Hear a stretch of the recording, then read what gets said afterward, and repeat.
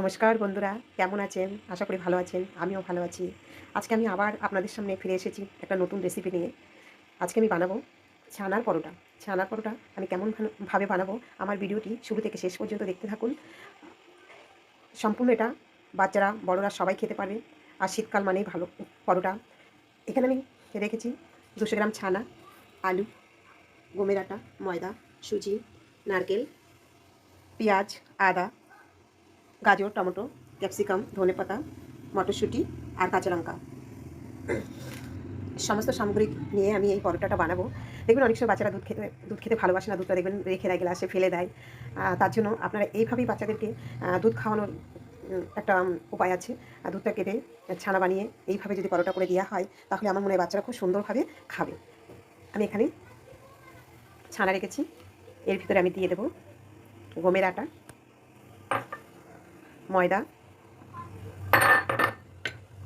সুজি, নারকেল, আলু,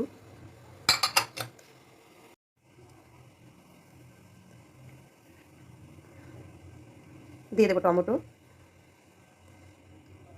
গাজর, ক্যাপসিকাম,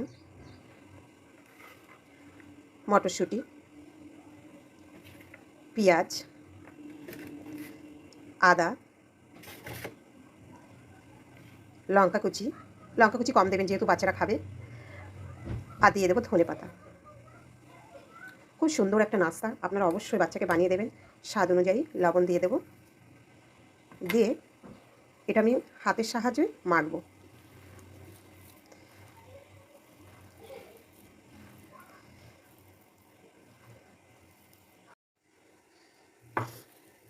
এইভাবে ভালো করে মেখে নিতে হবে। মেখে একটা ডোর বানিয়ে নিতে হবে।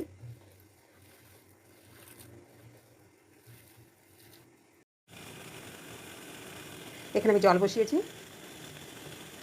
জলটা ফুটছে। এই যে থালার ভিতরে একটা ছিদ্রযুক্ত থালা নিয়ে থালাটা আমি এখানে বসিয়ে দেবো। দিয়ে এখানে আমি একটু তেল ব্রাশ করব।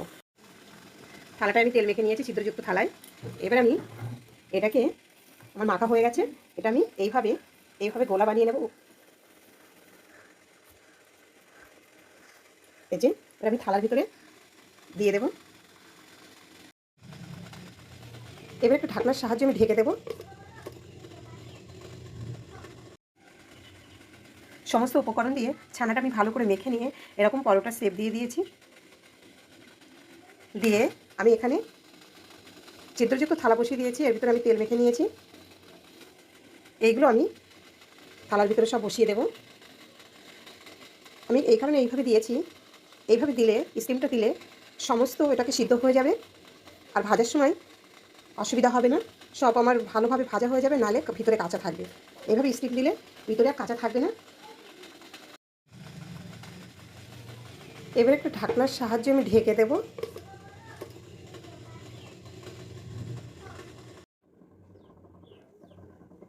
এটা আমার সিদ্ধ হয়ে গেছে, দেখুন পুরোটাই আমার সিদ্ধ হয়ে গেছে।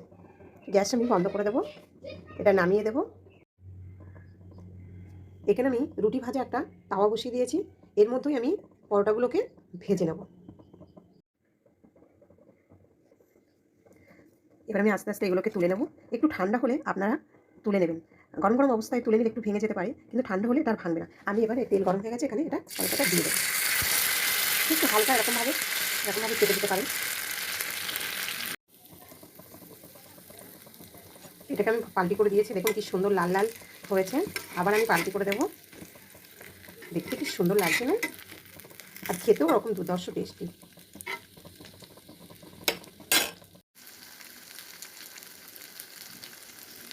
দেখুন কি সুন্দর লাল লাল হয়ে গেছে আমার পরোটাটা। এবার আমি নামিয়ে নেব, একটু সাইড করে দেব, যাতে করে ওর ভিতরে যে অনেকগুলো তেল যদি ঢুকে থাকে তাহলে ওগুলোকে আবার বাইরে বেরিয়ে আসবে।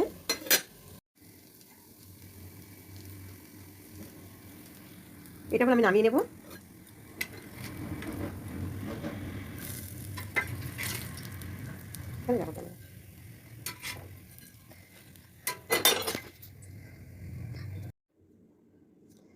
আমি আর এক রকমভাবে পরোটার আর একটা দেখাবো। যে প্রথমে আমি স্টিম দিয়ে নিয়ে একটা পরোটা ভেজেছিলাম, আর এখানে আমি যেভাবে আমি মেখে রেখেছিলাম তার থেকে নিয়েও আমি আরেকটা পরোটা ভাজা আপনাদেরকে দেখাবো। আপনারা এইভাবে ডাইরেক্টও ভাজতে পারেন। তেল গরম হয়ে গেছে, একটু হাতে আপনারা তেল হোক ময়দা হোক দিয়ে নেবেন। আমি দেইনি, আপনারা যদি ভেঙে যাওয়ার সম্ভাবনা যদি থাকে তাহলে একটু ময়দা দিয়ে নেবেন কিংবা আটা দিয়ে নেবেন। আমি এইভাবে ডাইরেক্ট এটা বানাচ্ছি। এটা পরোটা আমি পাল্টি করে দেবো, দুটো খুন্তির সাহায্যে এইভাবে পাল্টি করে দিলে তাড়াতাড়ি ভালো পাল্টি হয়ে যাবে।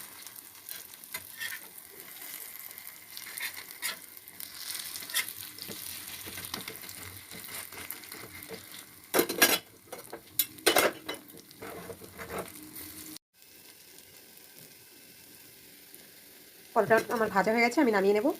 আমি ডাইরেক্ট দিয়েছি, দেখেন এই অবস্থা। এই যে আমি নামিয়ে নেব।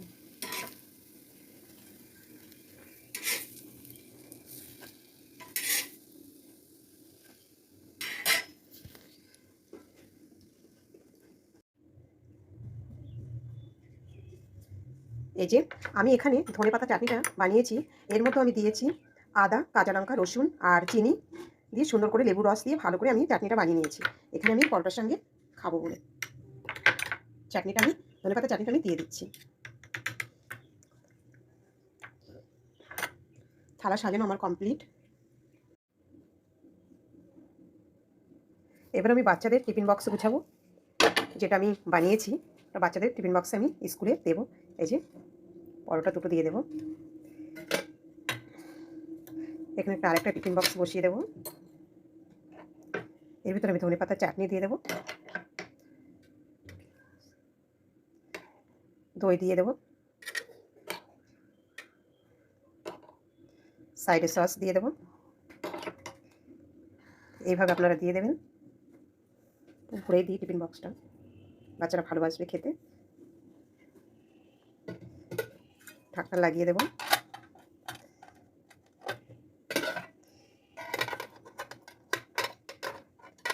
টিফিন বক্স সাজানো আমার কমপ্লিট।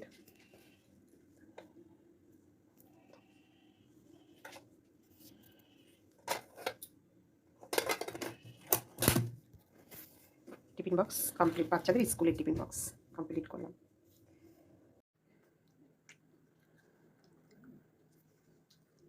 ভালো হয়েছে লিটল মাম? কেমন হয়েছে খেতে? খুব ভালো লাগছে। খুব ভালো লাগছে। আর নেবে? আচ্ছা ঠিক আছে, দেবো।